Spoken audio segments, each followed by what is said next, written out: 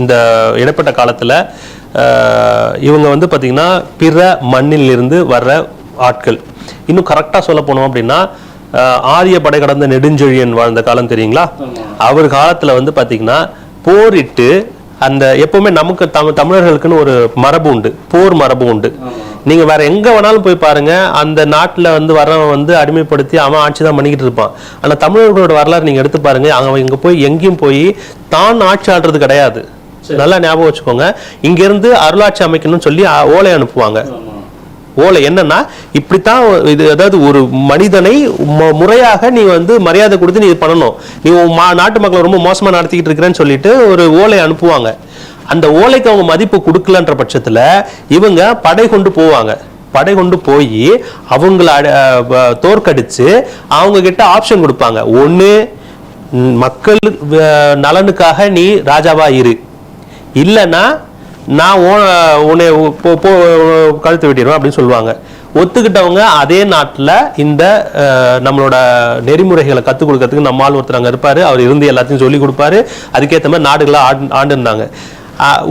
ஒத்துக்காதவங்களை வந்து அவங்கள அங்கேயே வந்து முடிச்சு விட்டுட்டு அந்த ஊர்ல இருக்கிற ஒரு நபரை தான் ராஜாவா ஆக்குவாங்க.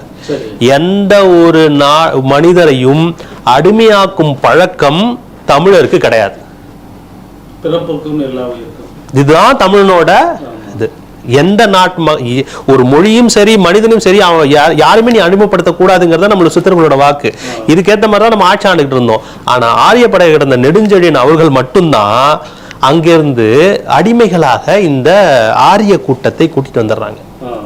இதுதான் வந்து தமிழன் முதல்ல செய்த தவறு. சரிங்களா? இப்படி வந்தவங்க அவ எப்படி இருக்கிறான் அது சொல்றாங்க. கோலும் கோவணத்துடனும் ஆடு மேய்த்து கொண்டிருந்தவன் அவன். கோலும் குடுவையும் கோமணத்துடன் வாடு மேய்த்துட்டு இருந்தவன் அவனை வந்து அடிமைப்படுத்தி கூப்பிட்டு வந்துடுறாரு. இங்க வேலைகளுக்கு ஆள் வேணும் அப்படின்னு சொல்லிட்டு இந்த தமிழர்கள் மிகவும் எதிர்க்கிறாங்க, கடுமையா எதிர்க்கிறாங்க. ஏதோ ஒரு சிந்தனையில அவங்க ஆரிய படை கடந்த நெடுஞ்செழியன் வந்து கூட்டிட்டு வந்துடுறாரு. அப்போ வர்றவங்க அவங்க பாக்குறாங்க, இங்க பயங்கர எஸ்டாப்ளிஷ்டான ஒரு சமூகம் இங்க இருக்கு, பண்பட்ட சமூகம் இங்க இருக்கு.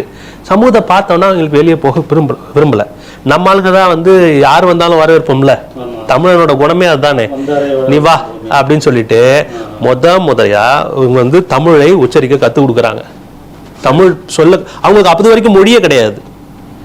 மொழியே இல்லாம கிருந்த, அதாவது சவுண்டு மட்டுமே வச்சு பேசிட்டு இருப்பாங்க. கிருந்த மொழின்னு சொல்லுவாங்க அதுக்கு பேரு. நம்ம சித்தர்கள் தான் என்ன பண்றாங்க அப்படின்னா அவனை கூப்பிட்டு அவனுக்கு வந்து